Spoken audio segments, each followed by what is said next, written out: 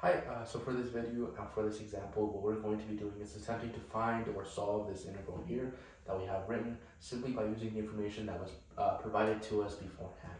So our first step when finding or solving this integral here will simply be to rewrite it in a way that will hopefully be simple for us to solve. So what we want to do is simply just integrate each individual part of our function as opposed to just as a whole function. So what that'll look like rewritten is just going to be the integral from the same bounds, 2 to 7, for f of x, and since we have that coefficient of 2 over 3, we can actually just push that over to the front, like we do with derivatives as well, simply just isolating that constant and then multiplying it times our derivative or integral afterwards. So again, just pushing out that constant outwards and then doing the same for this next part of our function. So pushing out that constant before outside and then integrating the function individually. So again, our bounds will not change, 2 to 7, g of x dx.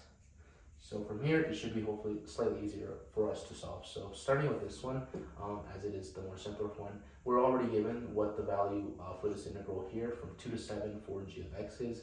That's going to be equal to 2, so we can write for this one, it's just going to be minus, and then this whole thing is going to be equal to 4 times 2, because that integral was going to be equal to 2. So that's what that will be equal to. Next, we want to attempt to do the same thing here, but what we will notice is that we're actually not given this integral specifically from positive 2 to positive 7.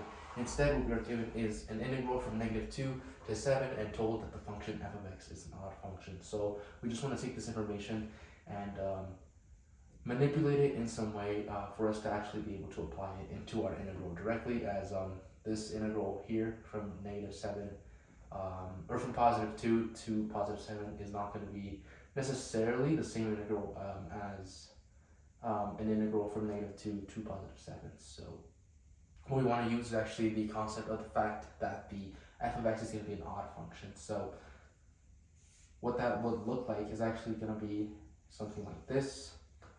If the coefficient is positive and if the coefficient would be negative, it should look something like this for our odd function. What an odd function is simply just referring to is going to be that power 2.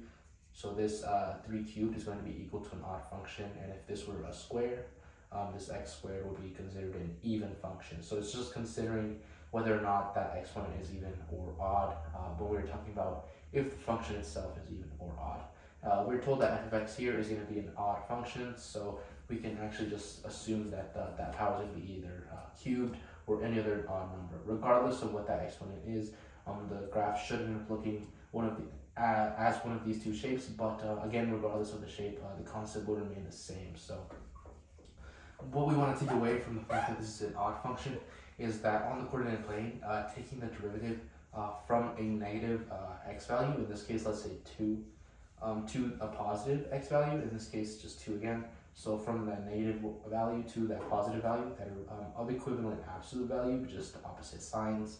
What we'll notice is that we actually have opposite y values as well, so and equivalent y values in terms of their absolute values. So this here would be the same point as here, except just negative. So taking the integral should actually be equal to 0, as these two areas, when integrated, would be equal to each other, but this one in a negative sense. So this one would be the same as this one, but in terms of absolute value, but it would again just be negative area. For an integral, we're just going to have to subtract that negative area minus that positive area, and since these two are equivalent in absolute value, they are just going to be equal to 0, as this is just the negative area of this.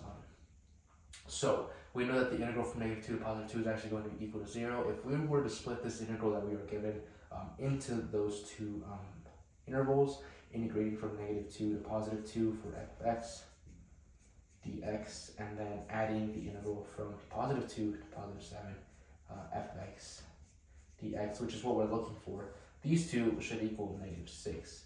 And this one, as we said previously, because it is an odd function, is just going to be equal to 0. This we don't know the value of, but we are trying to find, so let's call that x for now. But we know that these two added together is going to be equal to negative 6. So with that logic, we can actually denounce that x is going to be equal to negative 6 itself. So this integral right here is going to be equal to negative 6. Again, simply because this integral from negative 2 to 0 is not going to affect the overall integral from negative 2 to positive 2 as it is just going to be equal to a integral of 0. So yeah, having found that, that is actually the piece of information that we needed to simply plug into this problem itself. So we said that it was equal to negative 6. So what this what this part of the integral will actually look like is just that coefficient times what we said the integral would be equal to, which we said was negative 6. Next, we want to just simplify these as much as we can so that we can combine them. So negative 2, or not negative 2, negative 6 times 2 over 3 is going to be equal to negative 12 over 3. And then this one's going to just be equal to 8 because 4 times 2. And then from here, simplifying even further, this is just going to be equal to negative 4 minus 8. And then what this will be equal to is negative 12. So for this integral here, we can say that the answer will be negative 12. The tricky part of this problem is not necessarily the integrals, but instead just the information that we were given and how we manipulate it so that we are able to get our answer. Just taking into consideration, that information there of f of x being an odd function. And if it was an even function, it's just like a side point, not necessarily related to this problem here.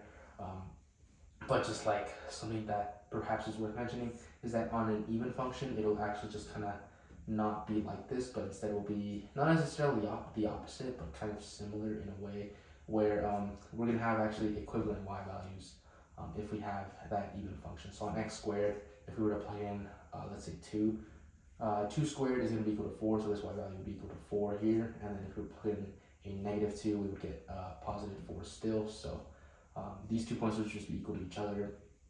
And x squared is actually going to look a little something like this. So if we were integrating from negative 2 to positive 2, we can actually say that this is just equal to 2 times either this left side or this right side, and it is not going to be equal to 0. On this odd function, it's going to look a little something like this. So we're going to use x to the third as an example, positive coefficient. So it should look a little something like this. And if we plug in, let's say, negative 3, negative 3 cubed is going to give us, that was not a great number actually to choose, but regardless, it's going to be equal to negative 27, so that's going to be our y value here. And if you plug in a positive 3, that's just going to be equal to positive 27. So those y values are equivalent, and if we were to integrate it, these areas would still be equivalent and cancel out. So this would indeed be equal to 0. And this would just be equal to 2 times either again the left side or the right side. So that is something to consider when given the information of whether or not a function is odd or even. And that's how we solve this problem itself as well, simply by just substituting these values that were given and then arriving to the conclusion that this value is equal to negative 6 as well, just from the information given to us. As well. So negative 12 will actually be our answer. As previously said, we're just trying to find this integral here. So yeah.